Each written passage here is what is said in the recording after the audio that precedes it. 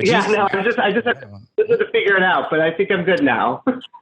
we're all learning. We're all doing this. I mean, we did this last week with a patron, right? Yep. And we're supposed to be doing this every month. And so this is a litmus test. And thank you for participating. And again, thank you for coming on. I mean, you guys are huge, and for me at least, from what I know, in your environment. You know, I mean, reading about you, I mean, you got vastly more followers. You're doing what you do, and your website is super like easy to navigate, which is ours is too, I guess.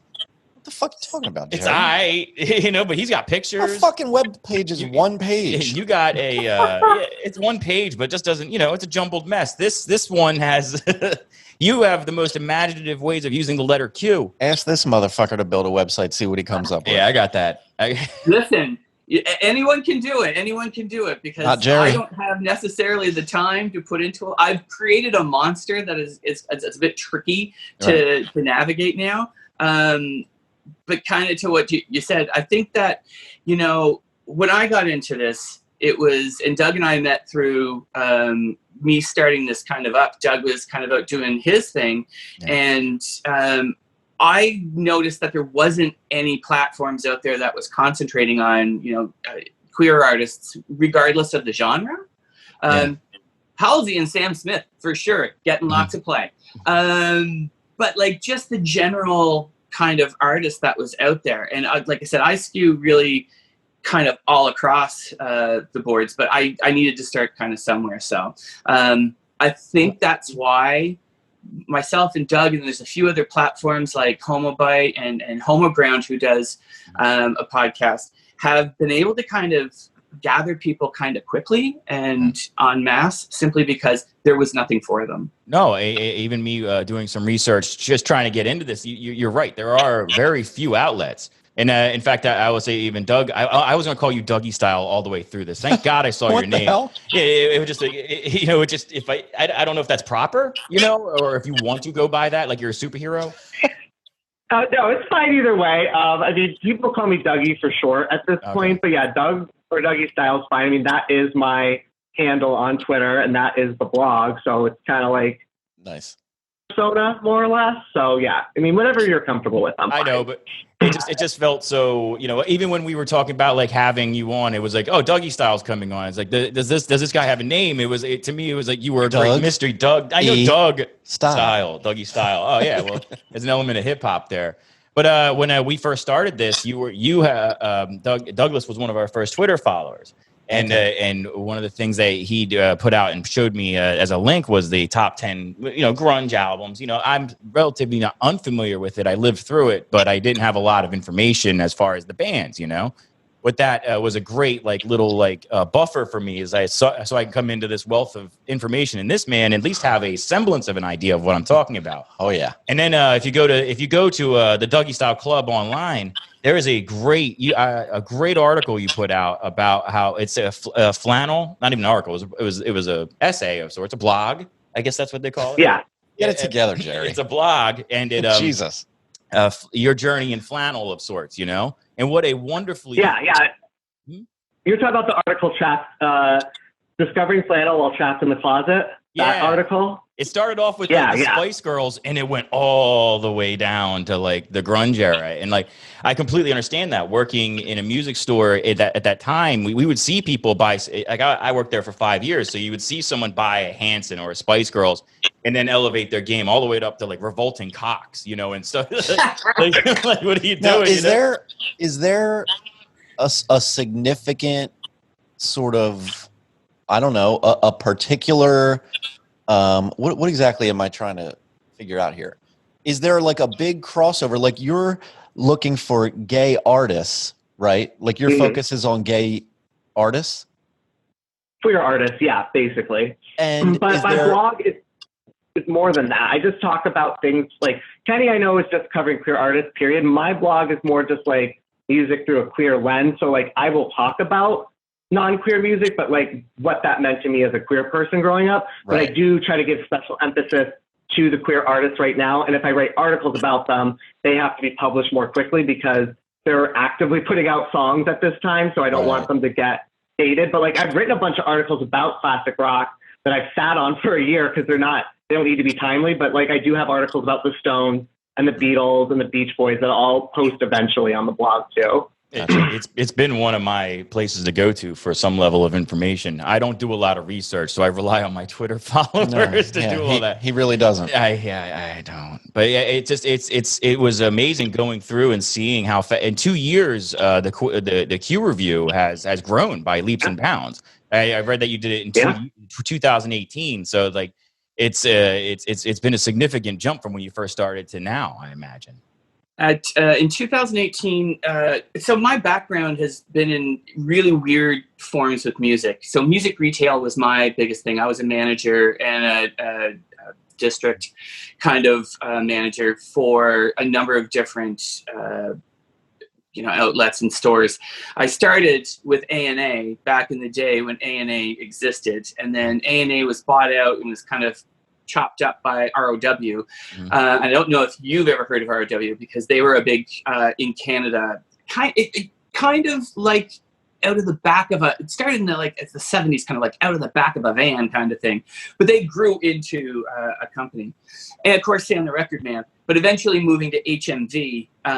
When I was living in Toronto, I worked for HMV in the Superstore in downtown Toronto. So that's kind of where I came into a big cross-section of different types of music. I'm an Atlantic kid, East Coast kid. So we were limited to what we had access to.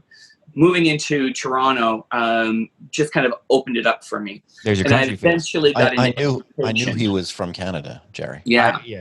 I knew from the accent. Okay. Did you read anything? I knew. I could tell right away. I was like, oh yeah, Canadian. I have not said oot no boot yet, but I didn't want to bring it up. There's we were gonna avoid all of your subjects and just talk about Nirvana and how great they were above all the other bands. Nirvana. Don't get me started. But yeah, Kenny, you don't know. There's a little beef between the two of them, between who's hashtag Team Nirvana and who's hashtag Team Pearl Jam. What team are you on, Kenny? So that's really hard to say because I'm kind of hashtag Temple of the Dog. So for me, I love Nirvana, Heart Shaped Box, love like that whole album. It's not necessarily Nevermind for me. Nevermind kind of started, but we also had kind of our own grunge scene happening here in Canada in Halifax, where I am. Between Sloan and different bands kind of coming out. But Temple of the Dog, and I was a Soundgarden kid through and through. Soundgarden and Stone Temple Pilots. Radiohead, you name it. Nirvana was the kickoff. Pearl Jam was the cementer, and then the others were the ones where I kind of like I have found home. And that's usually the sentiment, is that people were introduced by Nirvana and then they found something else.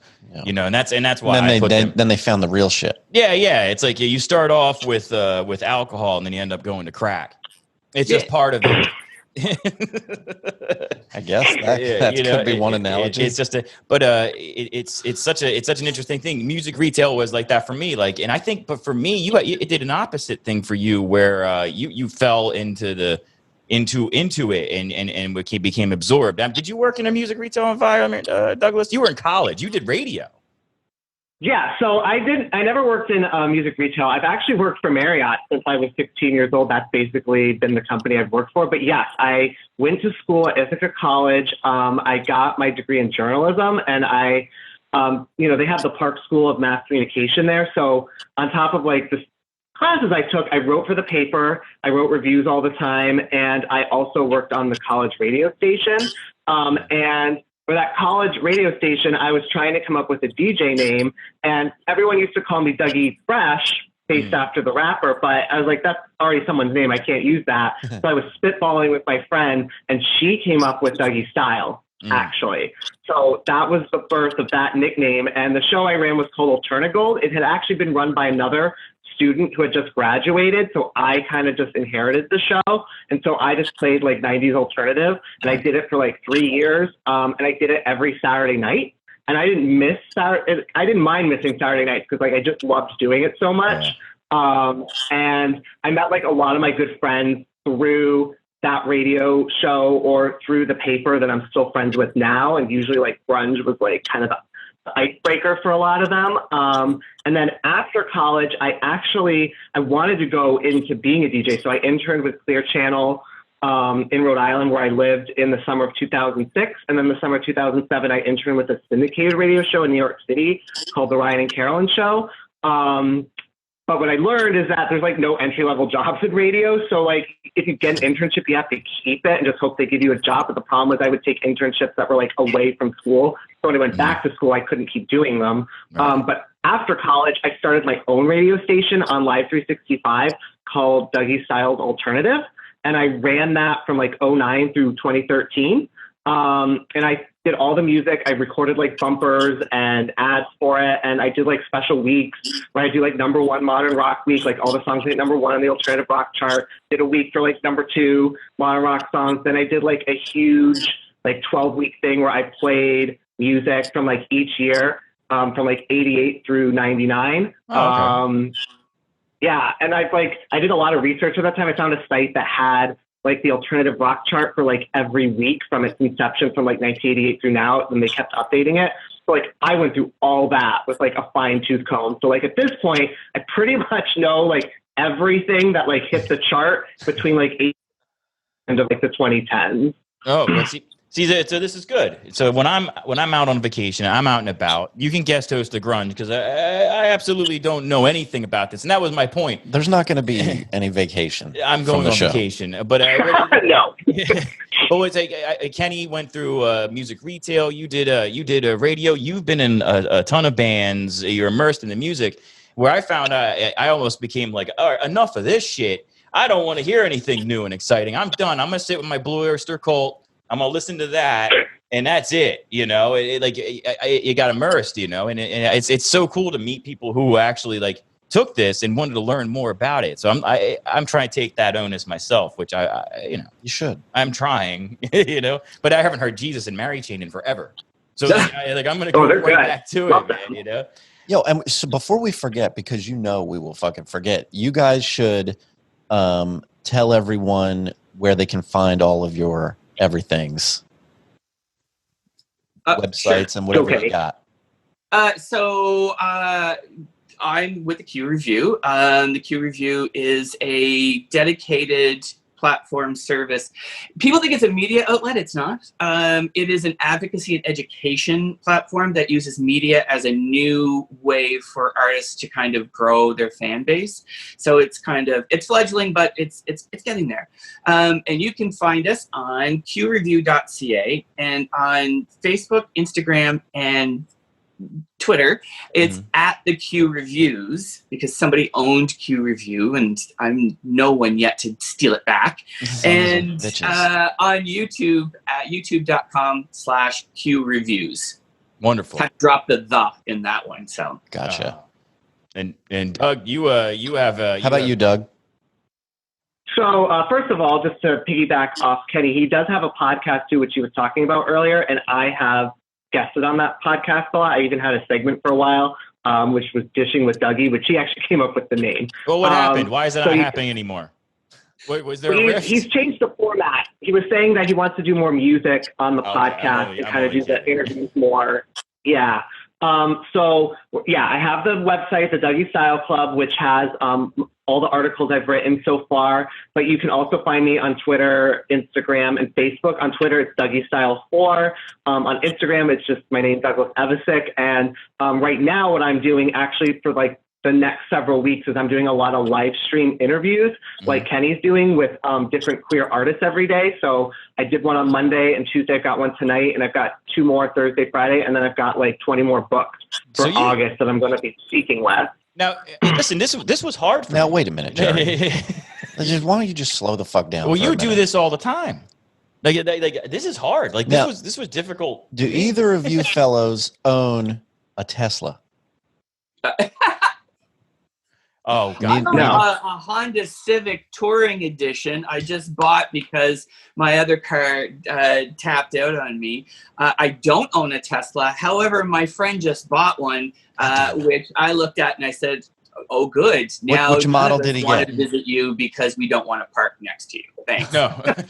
Do you know what model he got? I have no idea. It's silver.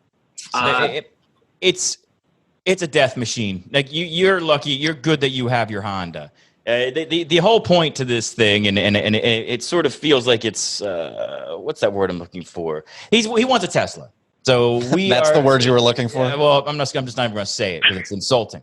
The whole thing's about a Tesla.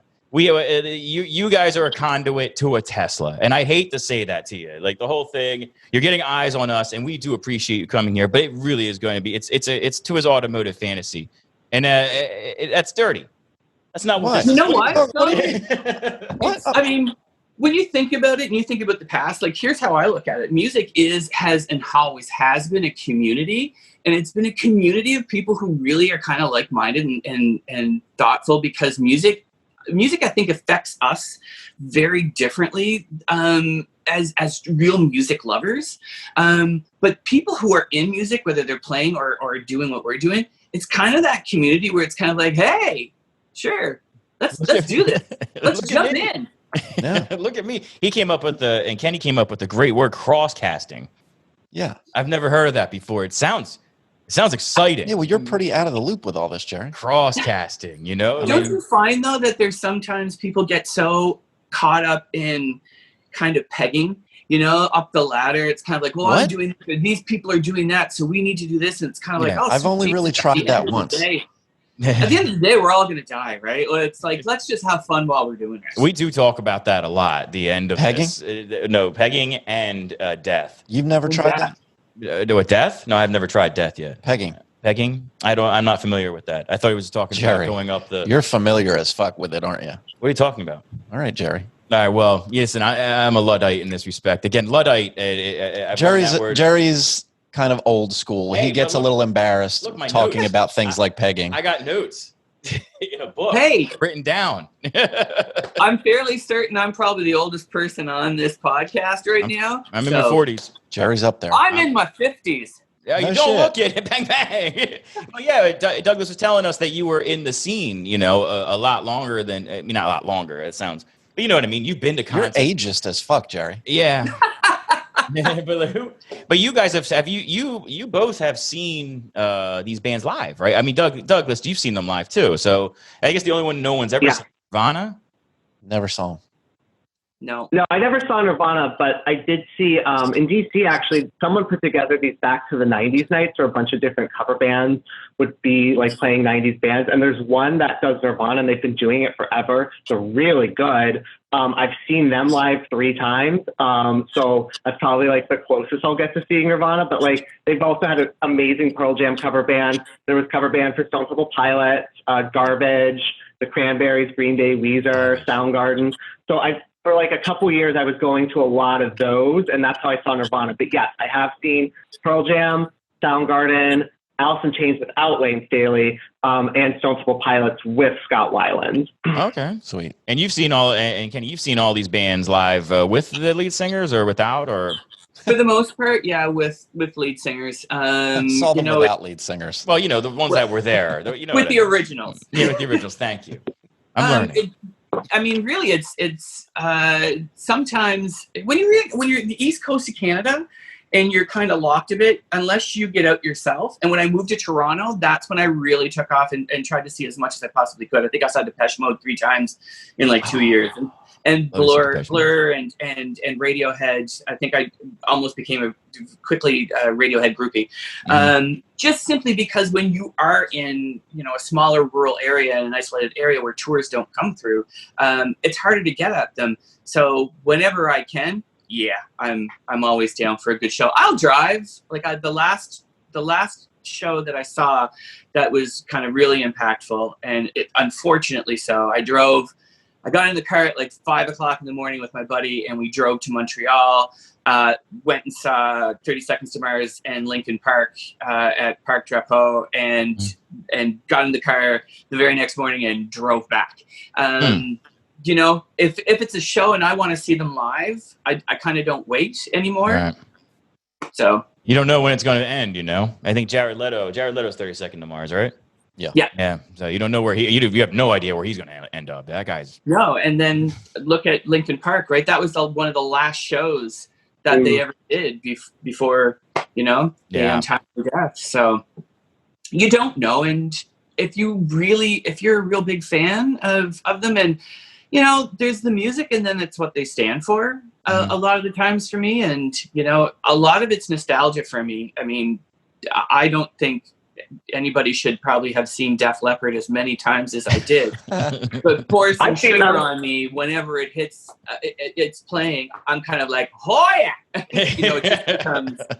Yeah, I think full in when that comes on, there's no real reason to turn it off. No, I'm never turning it off. No. Yeah, my dad's a huge Def Leppard fan, so I saw them live in 2003 with my parents. Actually. Oh wow. Yeah, he loves them. Def Leppard. Yeah, reading your blog, your family got into the whole grunge thing because of you.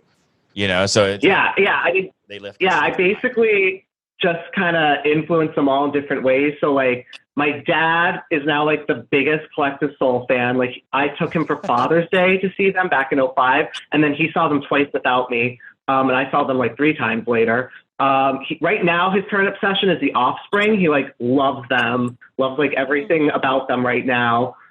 He's a big Foo Fighter fan. He's seen them twice with me. My mom is interesting because like she likes like the Goo Goo Dolls and the Gym Blossoms, but I used to make all these cassette tapes in high school. I like alternative rock from the 90s. And when I went to college, I just left them behind. And my mom, her car didn't have a working radio anymore, and all it had was like a cassette player. So she would just throw in what was there. So she was throwing in my cassette. And I kid you not, this is how she's become a huge fan of both Bullet with Butterfly Wings by the Smashing Pumpkins and Closer by Nine Inch Nails. She loves those 2 songs. Those are two, that one. Close, I can imagine my mom doing that. Like, no, my mom, I can imagine listening to that. My dad, not so much. My dad's like a Christian, like, a born again Christian. So like it would be. Yeah, your mom is DTF pretty much. Yeah, my mom's always down, man. Yeah. She's a Patreon too. So big ups to my mom. What's up, Jerry's mom? Paying us. But yeah, there's just a lot of stuff you guys put together, and it's cool that you're doing this. That you do this. All the time. How about Doug? Give us your ranking of the big 4 of this Seattle sound, if you would. Okay, so just know that I love all 4 of them. I still listen to all 4. So even if one's at the bottom, that just doesn't mean I don't like them or I think too much less the same one at the bottom. Yeah. So, I would say the top 2 are pretty close. And I would say for years, the number 1 of the big 4 was probably Pearl Jam for me.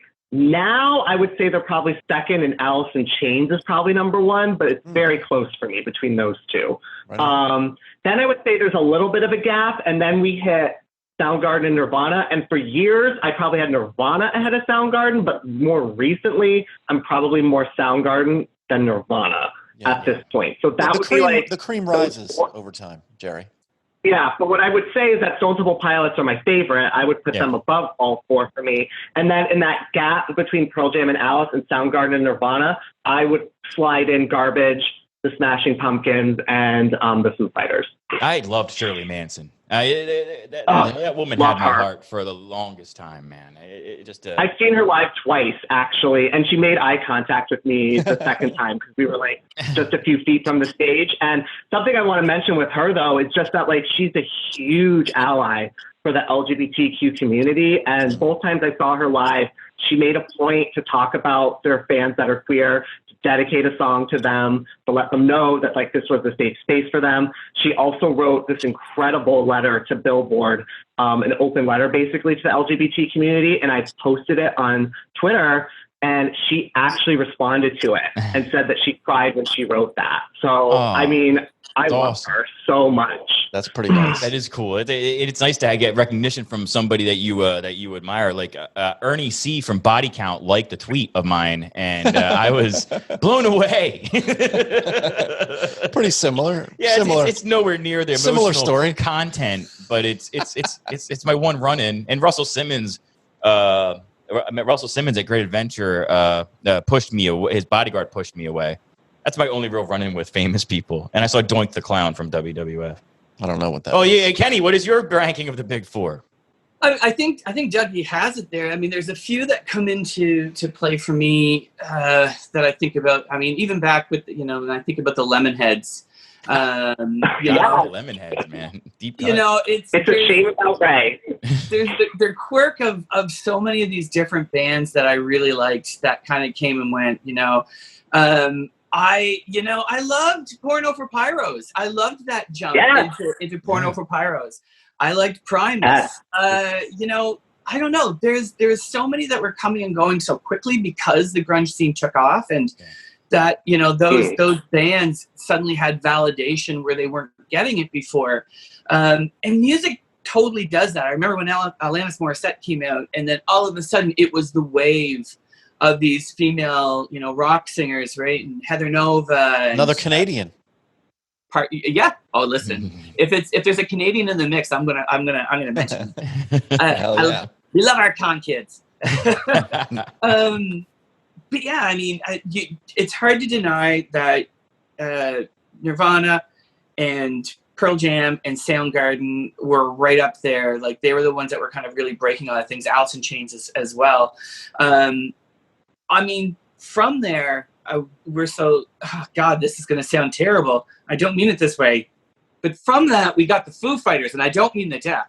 But I'm like such a massive fan of Dave Grohl and what he's done with the Foos. Like, I just couldn't possibly say enough. And to me, they're one of the biggest killing bands that's been in the last 20 years. A huge American rock band, for sure. Yeah. I've seen them like 3 times, the Foo Fighters, actually. But the first one was in a school gymnasium, actually at a college in upstate New York.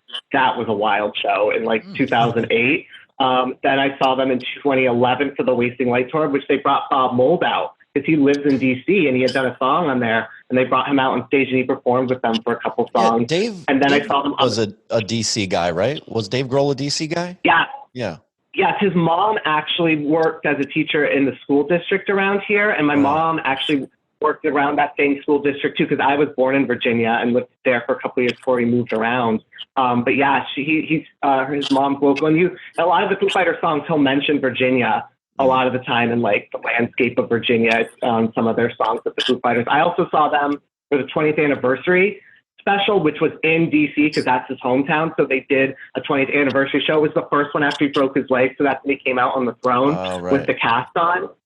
But that's also where I got to see Heart, because Heart was one of the acts playing for that show, and they were incredible. Like, they still sound amazing. I saw Heart with Alice in Chains, of all things. Ooh, nice. Yeah, well, they're really close, Heart, to like the Seattle grunge bands in general. They've always been one of the big supporters of that, which I love. And yeah, I mean, Ann and Nancy are like the two of the most kick-ass women in rock. So, no doubt about it. And a Barracuda. I love those chicks. I've always, if I was a pro wrestler, I'd come out to Magic Man. That's my favorite. I love that. You know? But this is good. I think did we do a good job here? Are we okay? Oh my God. What I would say is that, you know, what you're doing in terms of just the grunge scene, it's kind of a centric position for music, and people, I don't know if they really think about this, because you wouldn't have gotten to grunge without some of the stuff that came before it. But grunge really kickstarted so many different styles of rock music. And, you know, people say rock and roll is dead, and I think that's bullshit. I think that, you know, it's evolved and it's, you know, become something else. But I think that you're never going to be able to kind of get away from the fact that grunge was new but is now classic. Yeah, you're hearing it on our classic rock stations now. I remember listening to Black on. Yeah, once something gets to around 20 or 25 years, that's what's going to happen. Once you get over the initial like twisting of the knife into your heart, like, oh God, it's almost over. You know, and to me, Pearl Jam was always a classic rock band. Oh yeah, that's just what they were. Well, a lot of it is off a classic rock. I mean, and what's nice about it, and again, you work music retail, so you know, like you saw, like, and I think we talk about some other people, like you saw when it sort of like died with the advent of boy bands, and this wave just swept over. This produced, very shiny object came out, you know, and it was sort of coming out there with Everclear, right? Oh God, I couldn't stand Everclear. I'm sorry if you liked Everclear. If anyone likes Everclear, it's good. I don't give a fuck about Everclear. Right, thank you. But like when that boy band thing happened, it sort of like washed it all away. And I say it a lot. Like it was the grunge era was like the last time, like, you know, a man with a little bit of weight or a woman who wasn't the traditionally attractive person could make music. What the fuck are you saying, Jared? I'm saying ugly people could make music. Back then, you know. Now everything's super produced. You're very judgmental. Who's Tyga? I don't know. And that's a thing. And he has millions of fans. And well, I don't even know who that is. I mean, I would say for Kenny, there has been some really good bands in the last couple of years. Some of them are very influenced by grunge and 90s alternative, like Teenage Risk. Is a band I discovered thanks to Spotify, and they've become like one of my favorite bands ever. They're very much a mixture of like grunge and shoegaze with like a little bit of punk pop. But like their 2018 album, Chrome Neon Jesus, that's like one of my favorite albums now. And their EP they put out last year, Counting Flies, was great. I'm also a fan of Highly Suspect, Royal Blood, KG Elephant, and Silver Sun Pickups, all of whom I think are very influenced by the 90s. And so I think there is Royal still Blood good live. rock. I've seen Royal Blood live two or three times. Yeah, I mean, they're really good. So, I mean, I do think there are still good rock bands, but we're also entering an era now where, like, the mainstream is kind of breaking down because of streaming anyway. Right. And, like, I've discovered more songs every year thanks to streaming, and especially since queer music came out. But, like, my playlist for each year the last couple years are, like, 100 to 200 songs a year. But most of those songs are never on the radio. Right. Yeah. Yeah, all of the... man, it's got to be at least 90% of the new music that I get. And I find a ton of new music. I make it a point to look, like once a month, I have that whole ritual that I do where I go and get new music. And I usually buy it on vinyl. And all of these bands are new bands that I've never fucking heard of in my life. Like, and most of it is definitely rock music, usually kind of hard rock, a little stoner rock, maybe, you know. There's a thriving, vibrant, hard rock music scene. It's just not the mainstream, right? And that's a new thing, though. I mean, we're talking about grunge. That was, I mean, we don't want to say it, but it was pop music. It was pop. Yeah, it was the popular music of the day. Yeah, you know. So it was a trend. Yeah. I think grunge is the last time rock ruled the world. I think it's like there's still good rock, but grunge is like the last time that rock ruled the music world. And after that, it's just kind of become more of like a niche. Or maybe I guess I guess what was the last time it felt prominent was the unfortunate explosion of the nu metal bands. Yeah, you got Bizkit and Korn. Like the early 2000s. I bought Korn. You mean the bands that killed rock music? Kid Rock, POD, Papa Roach, Puddle of Mud. Like, Wow, look at you, all that. Yeah. I didn't even think. I forgot about those guys. Yeah, that was unfortunate. But much to what Doug was saying about, you know, streaming, it's very true, because what is mainstream anymore? It's kind of whatever you choose it to be. There's a definite risk involved with. I mean, I'm again old school. I like my CDs or vinyl. I like liner notes. I like to read all that shit. You know, I love that. But a full album doesn't get heard the same way as it used to unless you really want to go after it. Yeah. For me, one of the best albums that's come out in the probably last 10 years is the latest Manchester Orchestra, Black Mile to the Surface. And I will rave about that album start to finish. It's one complete conceptual story and piece of work, but you don't get that as much anymore. And I think there's this, you know, this feeling of have to get a song out, have to get a song out. Single. Yeah, and I think that's just kind of where we are right now, because people are very attention deficit. I would love to see it come back to that, but I think that there's going to have to be a mix and a balance. It's the same way I feel about live music, is that if we don't, you know, and I'm always at youth. I'm a youth advocate and a youth educator, and I'm always kind of like live. And they're like, yeah, but, you know, then I don't have to go anywhere and I can just listen to it. I was like, you don't understand. There's a huge difference between the, you know, the listening to it in your ears on your phone and going and getting a live experience. Right. And I'm hoping, if anything comes from pandemia that we're in, is that the lack of live will make people salivate more and hopefully bring back a better respect for them.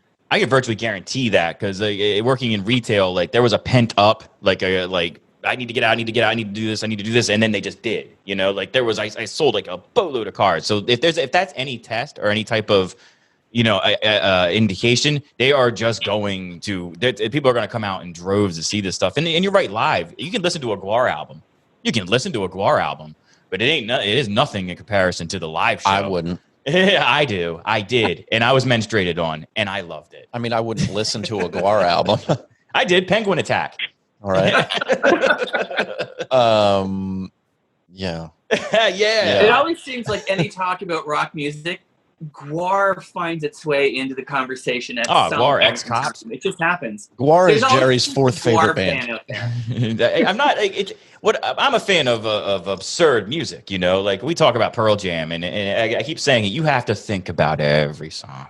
Every song has a meaning. Every song is deep. It's called art, Jerry. It's art. I'm not into art. It's not my thing. It's not my thing. We know.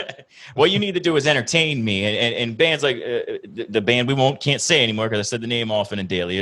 I'll say Mr. Bungle, bands like that. That is Jerry's favorite band. Just Primus to a certain level. Primus, they just did things, and I like that. And again, I want to think, but I don't want to think for an hour and a half long. To find out Alive is about incest just kills me, man.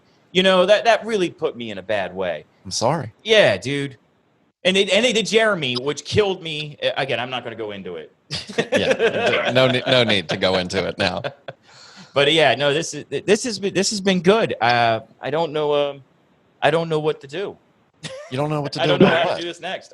What's next? Well, maybe just take off about live stuff. I mean, I saw 13 Acts live last year. Thank God, because I'm not seeing anyone this year. No. But a lot of it was these queer artists. And I think what's really great about the queer community, which, Kenny can attest to, is that it really does feel like a community. It feels like a community in the way that I think a lot of the great rock movements felt like a community, whether it was like the counterculture or the Seattle grunge scene. It's like these acts are so tight-knit and their fans are so tight-knit, and they're just about raising each other up, because really any success they have is great for the community in general. The more visibility queer people have in the mainstream, the better it is for everybody.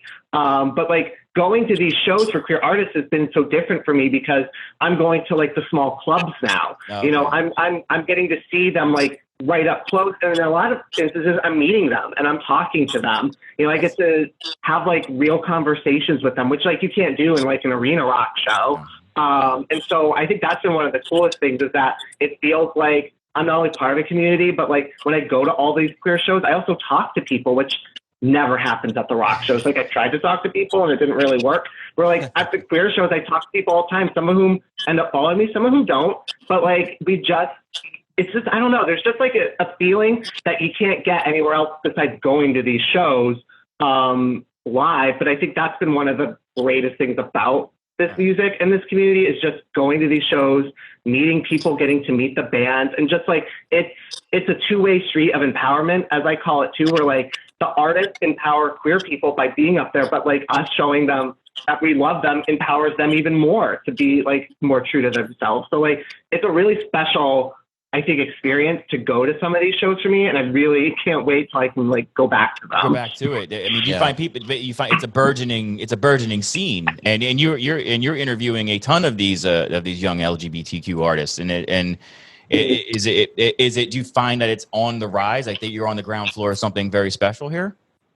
Completely. Yeah, I mean, I would say like when I saw Troye Sivan, Kim Petras was his opener. She's a trans artist, and she is like, when I first got into her, she had like under 1 million monthly listens. Now she's up to like over 4 million monthly listens. And she's appeared on like Jimmy Kimmel, and she's appeared on like the Good Morning America. Awesome. Like she is becoming a bigger star in general. And I think you're going to see that more and more as more and more people, I think, discover this community. And I think what I love about this community is that, yes, the music can be very pop and produced, but we've reached an interesting era now where pop music doesn't need to be produced in a studio, and it doesn't need to have all these producers and songwriters and a record label in order to make pop that sounds top notch. What you're finding is that these artists are now operating the way indie artists and alternative artists have operated for decades. These artists can create all this music in their bedroom. They can record it, they can arrange it, they can produce it, they even do their own album art. Like there's so much the creativity technology there. has reached a point where the barrier to entry is just extremely low. And I think that exactly. I also think that people being forced to be home, you know, and this might, as much as it might suck, actually helps these artists because you what else are you doing? You're online. Exactly. You know, we did this. I think this was born out of a pandemic. Yeah, my musical creativity was stomped out dead because of the pandemic, and so I decided to make a podcast instead. And that's why this is happening. But like, I think if for your cause and for anyone's cause and for society as a whole, we can actually pay attention. That can be a good and bad thing. You have people who are just so dead set against one thing and they're just going to rage against it. But for people who are looking for new stuff, this time out has actually helped. Fuck you, Jerry. Huh? No one wants to hear you sing, man. Everyone hears you sing on this thing. No one wants to hear that shit. These people have a real thing. Right, relax, Jerry. Listen. What I would say to it too is that, you know, so music is music. Yeah. And the difference is, I think, with this community and why, you know, it is special and it is kind of the ground floor is that for years and years it was, you know, Sam's, and I don't mean to harp on Sam Smith, but it's just a relevant recent where it's like press release, I'm gay. Yeah. Somebody else, press release, I'm gay, because somebody's going to out them. These artists are basically not, they're not having that. They're not coming out during their music. They were never in. Right. I came from a time where I didn't have any, you know, trying to figure out, like, forget about sexuality. Teen years are just a monster to begin with. They're just horrible, right? Yeah. But to also not know what's going on with yourself and not being able to connect with somebody. And I looked at these folks in music and, you know, there was nobody that I connected with. And only recently do you have the ability for youth to kind of look and see an artist at the front of, so a band from Toronto, Pacer, is one of the bands that I follow and have written about, because their lead singer, they're just a rock band, but their lead singer happens to be gay. It's not like out there. It just is. It's just a thing. It just is. That's awesome. And you know, you know, when you talk to some people, I did a conversation with TYB who talked about, and he's like, he always is classified as hip hop, but he's kind of like a pop, hip hop, or rapper kind of deal. And his music's really good. It's not as, you know, it's great. It just so happens that he's gay and married, and sometimes, you know, they come up against walls where people think that it's going to be I don't know if they think it's going to be Elton all the time or they think it's going to be whatever. But it's like, no, music is music. There is a huge, vibrant, thriving queer rap scene that is vicious. Like they're just laying it down. Right. There's queer country is coming out. But the thing is, it's just country music. It just happens to be from queer artists who weren't getting opportunities before. It's a sound and a thought, and where it's coming from. Really, I mean, it's nice to know the person, but is it all that important? Really, the music should speak to the individual person it's being played to. Yeah, and I think we're definitely hitting that. And it's a shame it's taken this long. You know, and I think the way that society has changed during the last 10 years. Where those artists and just all of that stuff in general has become so much more in the forefront of popular culture, but for whatever reason, I don't know, it was never something that was like, I never stopped to give much thought to it. Like back in the day, like we focus on those early 90s and a band like, who would come out, what was Linda Perry's band? Four Non-Blondes. Four Non-Blondes. They came out and had that huge hit and huge album. And I never remembered listening to any of those members of the band or the press or anything talk about, oh, well, these women are gay. But if you looked at them for maybe half a second, you knew they were all gay. And I never remember there being a conversation about it. No, I never gave it a thought. I didn't know anybody that gave it a thought. It was just like, you knew they were gay. Right. And we just didn't give a fuck. Because why would you give a fuck? There's no reason for it. You kind of like their music or you don't, And that's the thing. It takes a special type of person to hate something because of a trait, I mean, those people. In my circle, I don't have a lot of that, so it's hard for me to wrap my head around it. No. Not just me. Well, Not just I think the problem before, though, was just like it was radio in the mainstream. Like these artists were told not to talk about this stuff in press releases and whatnot. Like even years and years who are new, when they started Ollie Alexander's gay, they told him, it's like, well, maybe you just don't like talk about that you're gay, or maybe you don't go into that. But like that's telling people to not kind of express truthful things about their life. And I think what's really helped in the last couple of years too is that like we don't need radio anymore to discover music. We don't need MTV anymore. These artists are bypassing the media gatekeepers through streaming, through social media, and just they can find their audience and grow this audience organically without the help of the higher ups who will always be uncomfortable with queerness and will want to try to whitewash it or sand it down. And we're now seeing that that's not happening, and we're seeing that there is a huge audience craving this kind of music. And there's just also people that, you know, just like the music because they like the music. And I think one of the cool things about this scene, which Kenny touched upon, is it's just like, it's all sorts of different music, but it's also a lot of crossbreeding of music. Like you're hearing people mixing music in ways that are so different than what you've heard before. Like one of them is Leo Callian. He's half Pakistani, half Indian. He lives in the UK. And so his music is very influenced by like trip hop, like Portishead and Massive Attack, but also Sade and George Michael, but also India Raga style music with his voice. So it's like you're hearing this like Eastern style music mixed with Western style music from the point of view of a man who has color, you know, of a brown man who is also queer. Like the intersectionality there is so interesting, and we've never had that before in music. And I think that he's almost creating his own genre by himself, and it's stunning. And again, he's someone that does everything by himself. He records it, he produces it, he does all the album artwork. He's unbelievably talented. And recently, him and MNEK, who's his roommate, who I've seen live, MNEK, he's a Black queer artist. They've just had a #1 hit in the UK this year. That they both wrote on, which is a huge deal. But again, like, they kind of did it by passing everything. Mm-hmm. That's awesome. You see, and I think that's great. It gives us hope, all of us hope, because we can do what we want to do, and without people telling us not to do it. It might be a little late for you, Jerry. All right. You are a bit older. Never too late. Thanks, Kenny. See, Kenny knows. He's out there doing his own thing. He doesn't have some weight weighing him down. He's out there in Canada putting it down the right way. It's broken down. I can't make a statement. What? Jerry? All right, Never too late. Before Jerry messes everything up, let's get the fuck out of here. Why don't you fellas take one more opportunity to give everybody your URL so they can find you? All right, cool. Q Review is at qreview.ca, and on all socials at the Q Reviews. Doug, thank you for having us, by the way. This has been fantastic. This is a privilege. You're welcome. We love it. Definitely an honor. Doug, how about you?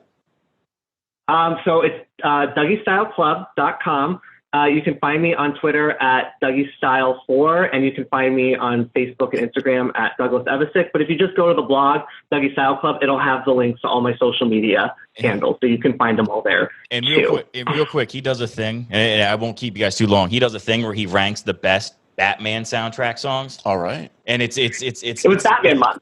It was Batman month, and it's amazing. Like I forgot, all those people. Bat Dance. Yeah, well, Party Man's. Well, on there. I did 3 separate countdowns. So, cause like Batman's my second biggest obsession after music. So I looked at it through a musical lens for the blog. So I did like the top 20 like pieces of score for the films, like Danny Elfman for the Tim Burton and like Hans Zimmer for like the Dark Knight trilogy and whatnot. Then I did a countdown of my favorite pieces of music from the animated series, because that was all very orchestral and each episode had its own score. And then I did one of the best pop rock songs, which did include Prince, not Bat Dance, but I put Party Man in that top 10. But also like songs by like Seal and U2 and like REM and Susie and the Banshees. It's funny, like one of the worst Batman movies, Batman Forever. And I'm sorry, I got to say that's not a good movie. But it has 2 of the best songs. It has Hold Me, Thrill Me, Kiss Me, Thrill Me, and it has A Kiss from a Rose. And I'll sing that to you guys on the way out. I will say what you want about the Joel Schumacher Batman movies, but the soundtracks were phenomenal. Yep, nipples, and nipples. Okay. Well, thank you guys for joining us. A real privilege. Thank everybody for tuning in and checking it out. Go check these guys out at their websites and see what they're up to. And fucking A, Jerry. Thank you for doing this. This is the first thing I've ever put together. Good job. Thank you, Jared. guys. This has been awesome. Awesome. Sweet. Thanks, guys. Thank you for Yeah, joining us. thank you. Take it easy. Good luck out there. Have fun. Bye.